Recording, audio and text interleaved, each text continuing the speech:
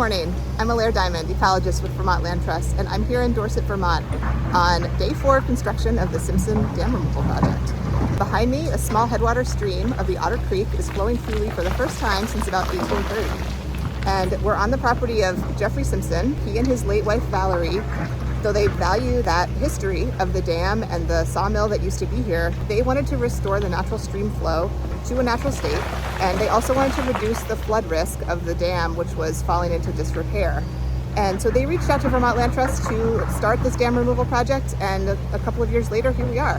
The stream has been rebuilt to have a natural gravel bottom. It has wood and stone embedded in the banks, and it has some floodplain benches that will allow the stream to expand during storms so that it can fill the valley and prevent excessive flooding downstream. There are actually 2 small dams in the project.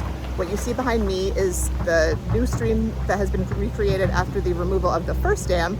And now our construction crew, Amiden Construction from Jamaica, Vermont, is sitting on the second small dam, and they're starting to remove that.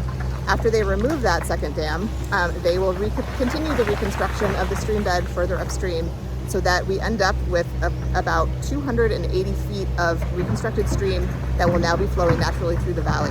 We're going to be planting native wildflower and wetland seed on the banks, on the flood benches and up above, and transplanting some native trees and shrubs into that area as well.